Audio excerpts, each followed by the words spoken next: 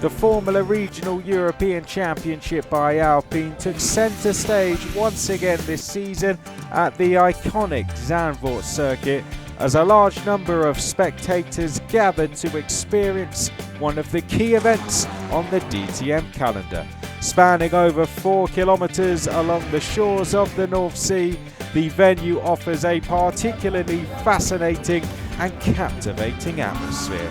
Not only was the event significant due to the large turnout, but also because of the thrilling action on the track. The 31 drivers took to the track on Thursday with 2 pre-event collective tests, where Ferrari Driver Academy member Tuukka Taponen and McLaren Driver Development member Ugochukwu stood out, showcasing the diverse and thriving presence of many F1 teams on this year's grid.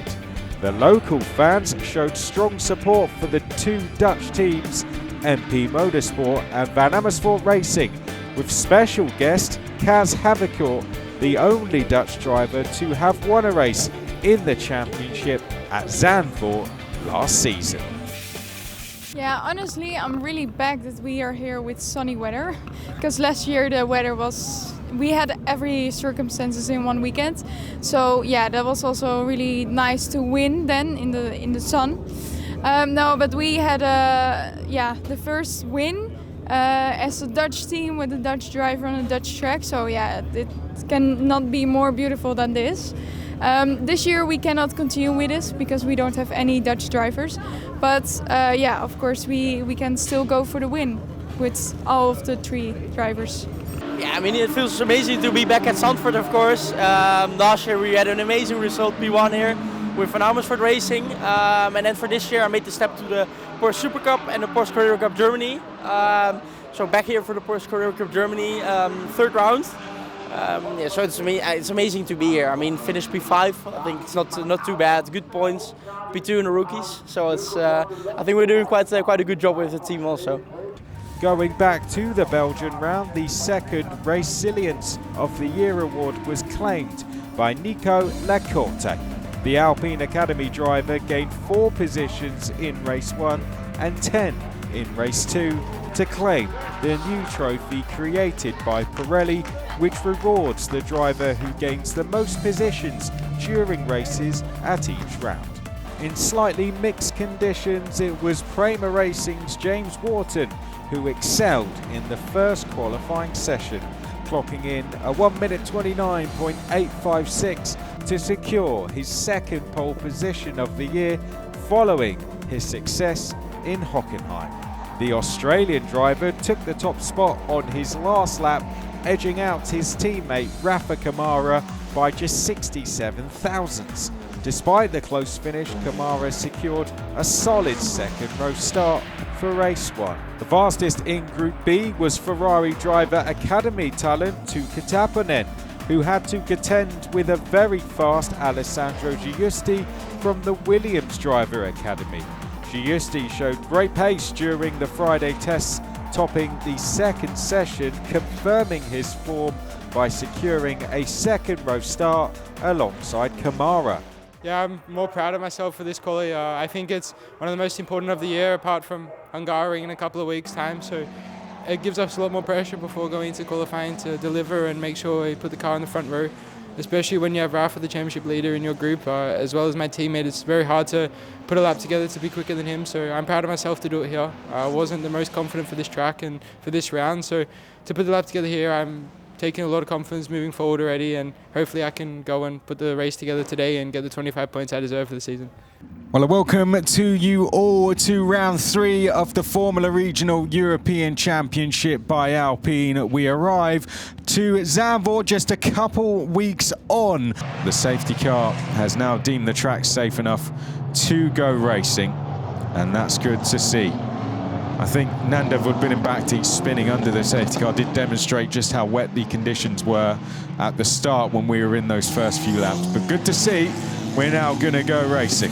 The first of 2 races this weekend. We set the grid for this earlier today in dry conditions, but the track has changed oh so much since then, and now James Wharton, looking for his first win in the Formula Regional European Championship by Alpine, will build up the pace slightly and take us up towards the final 2 corners, and he's absolutely nailed that restart. But as they hit the anchors for the first time, you could see the cars pushing them towards the gravel trap. James Wharton takes us round the banking at turn 14 and on to the start-finish straight, and we are officially at racing speed for the first time in the first race of round 3 in the Formula Regional European Championship by Alpine, as they come down towards Tarzan corner for the first time. Tuukka Taponen there in second place, Rafael Camara in third place. In fourth place we've got Sandro Giusti. Pedro Clero is the lead rookie in fifth. Ugochukwu trying to make a dive down the inside there in fifth place. Enzo Deligny in seventh. Evan Gilter in eighth place. Oh no, a spin. Ugochukwu has spun. He's stranded in the middle of the circuit, and Ugochukwu once again finding himself in difficulties there, unfortunately. Will spin the car back round and get himself going. He was trying a move there on Pedro Clero, I believe it was. Let's find out what happened. No, well, he looked like he was trying to move initially. Oh no, and he was just on the banking. Got the exit all wrong there. The rear's spinning up, and Ugochukwu, unfortunately, just finding himself facing the wrong way on the exit. The leader's round. James Wharton has spun at Hugenholt's corner. Oh, what a disaster there for James Wharton. Oh no, and he's come across the circuit right into the path of Ivan Dominguez there.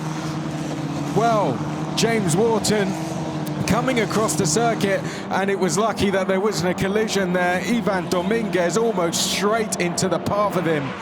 I have to applaud Ivan Dominguez there for making the right decision to go to the right of him, because that could have been a really nasty incident. Well, safety car is out, and it looks like Valerio Rinicella is off, and there is Valerio Rinicella, who is off at turn, I think it might be turn 11. That's where we haven't seen him come through, and that's a Santilot car of Matteo De Paolo, who's got a front right suspension damage. So I think, is that an attempted move that's gone wrong? That's going to be my assumption, but I'll leave it at an assumption. Well, we see the drivers now behind the safety car. Familiar signs, or familiar scenes in this race, unfortunately, but hopefully the team who have done a fantastic job today, the marshals, who I have to say, they've had to... a few seconds of running that down can mean one less lap in this race, and Tuukka Taponen now goes for it, and he's caught Rafa Camara slightly napping there, hasn't he? That's a really good restart from the Ferrari Driver Academy member. He already had half a second over his fellow Ferrari Driver Academy member, and Enzo Deligny, the Red Bull Junior, round the outside of Pedro Clero, and he's made the place. Great driving there. I'm sure there'll be cheers from the grandstands from Red Bull fans as young Enzo Deligny, one of the youngest drivers on the grid, goes round the outside of Pedro Clero, and he's staring at a possible podium finish now. Fantastic driving round the outside at Tarzan, and now he's chasing after Williams Driver Academy member Sandro Giusti. The top 4 drivers, all affiliated to Formula One teams. Oh, Ricky Liu's off. Ricky Liu's off, the Trident driver there, going wide, coming into the final 2 corners, but crucially he kept it on. As we're side by side for the lead. Rafa Camara to the right of screen, to the left is Tuukka Taponen, and Rafa Camara may have opened the door for Sandro Giusti. Not quite, they stay as they are for the time being. 2 to go, I'd say, in this race now as we come through turn 2 into Hugenholt's corner. Sandro Giusti taking that narrow line. That's the corner that's already caught 2 drivers out in this race. Will it catch out anymore? Looking left, looking right now, through a big puddle there. Big kicker spray in the face of Rafa Camara as he tries to chase down RHGP driver Tuukka Taponen. Up now, they come through turn 7, a little bit further back. Zach David has made some ground. John Bennett has dropped backwards into 10th and he's under attack once again. John Bennett desperately trying to hold on for the first points for Kick Motorsport, but Brando Bedua was trying to make a move on him there. We'll pick that one up in a sec because our leaders are side by side. Oh, and Rafa Camara sideways on the exit of turn 10. Just about manages to hold on there to position, but Sandro Giusti all over the back of him now, and Rafa Camara running wide into turn 11. That's going to delay him. Can Sandro Giusti capitalise? Not quite there. Sandro Giusti, though, may get the run coming up through the final few corners. We will get one more lap of this fantastic action. Enzo Deligny has dropped back 2 places. That's something we didn't pick up. Oh no, John Bennett. Is he going to lose a place? It looks like he's dropped out of the points. He has. So he had lost that place, and John Bennett has dropped out of the points. He's losing more places to Nikhil Bora here. Tuukka Taponen has made a crucial gap on Rafa Camara, who himself now is dropping into it looks like, in fact, Rafa Camara has made a crucial gap on Sandro Giusti. Oh, James Wharton there, big sideways moment coming up to turn 2. But out front, Tuukka Taponen, since picking up the lead of the race, has done everything required to hold off Rafa Camara. And for the first time, Tuukka Taponen is going to win in the Formula Regional European Championship by Alpine. A stellar drive from the Ferrari Driver Academy member to go to the top of the podium. And he beats fellow Ferrari Driver Academy member Rafa Camara and championship leader to begin. Yeah, it was quite a stressful race. The rain started to come just before the race start, and the conditions were quite tricky at the beginnings. That's why we didn't race. But in the end, race control said we can race, and I fully agree that the conditions got quite a lot better when we were driving behind safety cars. So, I mean, I managed to win the race. The speed wasn't the best. It was the same in the rain when we had the practice here. So we need to see what's wrong with the wet conditions here, because in Spa it was a bit opposite. It was we had a good speed in the wet, but now we struggled overall. So, but anyway, first win in Freka, it's good. The second official session was fiercely contested, but it was a familiar name at the top of the times, with Rafa Camara going fastest, setting a 1:30.597 in Group A. His teammate Wharton finished second, but was relegated to 6th for a post-race penalty in race 1 after he was deemed to have rejoined the track unsafely after spinning on the exit of turn 3, giving him a 3-place grid drop. The top rookie in Group B was Noah Stromstead from RPM, securing 4th on the grid. In Group B, Brando Bedua clinched the front row spot next to Camara with a stellar performance in a session where the top 3 were separated by just 9,000ths of a second. Yeah, I mean, we did some change from yesterday, and yeah, I think we went the right way. Car was very good. I just want a big thank you for my engineer and all the team, my mechanics. Yeah, I think they did an amazing job. Car was perfect for disqualifying, and yeah, I think this time the track was quite picky. So on the first push was the best of the tires, and I think I could nail the lap on the first push. The Zandvoort weekend will be remembered by fans and drivers of the Formula Regional European Championship by Alpine, who received a warm embrace from the crowd that filled the grandstands and paddock.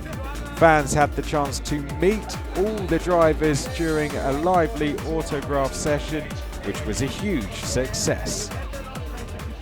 This is round number 3. This is race 2. The grid was set from qualifying earlier. I think that's all you need to know. Apart from that, let's get this race underway, shall we? There's 31 drivers out there. 10 of them will score points. Who's going to stand on the top step of the podium? Well, the first on the grid is going to be Rafael Camara. He's to the right of screen. To the left is Brando Badua. And we are go in the Formula Regional European Championship by Alpine here at Zandvoort. It's all about that race down to turn 1 and winning it comfortably in that red and white Prema is Rafael Camara, and he leads us as a fight for third place there. Noah Stromstead, that is, versus Sandro Giusti, and Sandro Giusti in the red and black ART car has won it as they come through Hugenholtz for the first time.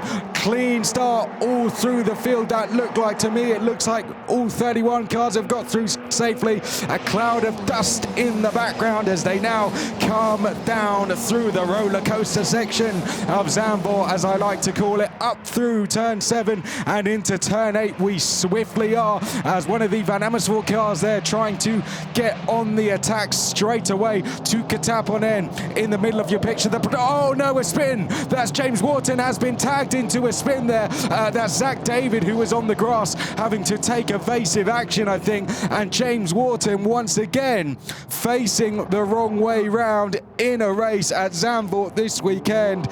Oh no, that's John Bennett, our debut driver, and he's trying to find a place to safely park that car now. So I'm not too sure what's happened there. I can see Roman Andriolo has dropped down the field. I'm not too sure what's happened to Roman Andriolo and if those two incidents correlate, but he's dropped down the field himself, and there is now a safety car to clear this incident up, knowing that the fact that we've got push to pass, which is going to become active as soon as we cross the start-finish line, and I think Giusti wants to make use of that. Push to pass is now active, of course, and looks like Sandro Giusti might want to use it. They know they can't use it until they're in 4th gear, and I think that might have inspired Camara's decision to take us to the line there, but nevertheless, it looks like Giusti trying to make a move. Oh, contact there between Taponen and Dominguez is going to be challenged by his teammate Pedro Clero. Pedro Clero in the black and orange Van Amersfoort car going round the outside of his teammate. Ugochukwu in the papaya liveried car is trying to get down the inside of Enzo Peugeot. Here comes Ugochukwu trying to take 8th place. He's gone round the outside there. In fact, he's now having to defend, isn't he, from Nikita Bedrin in the orange MP car. Whoa, someone looked like they went missing in the background there. At least went wide, at least. Yes, there they are at the top of screen. Now, is that one of the ARTs or Kick Motorsport cars? We'll clear that up in a second. Let's see what happens with the contact here. Taponen squeezing Dominguez. Oh, well, Dominguez felt the full force of that, didn't he? Maschio found himself going through a barrier. Wow. And shakes his head, was not happy the fact he was given no space on the exit there. I didn't see the driver that Maschio was who he was side by side with, which led him to go wide. Let's take a look at a replay here. This might have been something that happened whilst we were looking at other replays. That's Matteo De Paolo going side by side with Zach David, and Zach David has been left no option but to just run straight on. Matteo De Paolo in the wars again. Oh, wow. Well, Matteo De Paolo yesterday had damage after some sort of incident, I imagine, with Valerio Rinicella. I think that one might be looked at as well, because that Zach David is not going to be happy with at all. In the background, this is a move for 9th from Nikita Bedrin in the 11 there. The orange MP car round the papaya livery of Ugochukwu, and that's a change for P9. Oh no, Roman Andriolo. Well, we saw him drop his back. Clearly he's picked up damage somewhere. suspension damage perhaps, and that will be the end for him. On the push to pass, I think this is Tuukka Taponen. He sees a gap round the outside, he sees an opportunity, and he wants to take advantage of it side by side with Stromsted, and he's round wide. Well, Stromsted was having absolutely none of that, and he's shown Tuukka Taponen the gravel trap, and now Claro wants to get down the inside there of Taponen, can't find a way through. Now Claro will have to deal with the pressure of his teammate Ivan Dominguez and Enzo Peugeot. Enzo Peugeot now lining one up down into T7. Oh, there you can see almost contact between Peugeot and Dominguez. Opportunities are few and far between when it comes to overtaking around this circuit. Hence, oh, there we go. But there comes an opportunity. Peugeot down the inside of Dominguez. He saw an opportunity there, tried to take advantage of it, but Dominguez wise to it and does very well to hold on. And great racing between the pair. No contact at all between them. That's good side-by-side action between them. Now we come down to 11, and Peugeot thinking of it. Is he going to try the switchback out of here? Can't quite do it. However, they're just inviting Nikita Bedrin to the battle. Let's watch this again. So Stromsted is just telling Tuukka Taponen give up, and he's going to say, have some of that. He's just going to force Tuukka Taponen a little wide there. Well, Taponen will argue that he was alongside, should have been given racing room. Stromsted will argue that he should have backed out. I think there'll be a lot of finger pointing on that run. Race replay almost. We're going to try this again. Are we going to get the same result? Yes, we are. And Taponen is going to be shown the grass once more.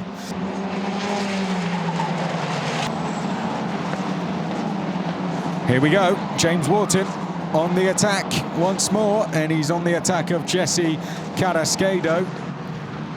Down the inside he goes, and that's another place gained for Wharton, who goes through into 19th. And I'll tell you what, he's looking at a queue of drivers ahead of him and a chance to make even more ground.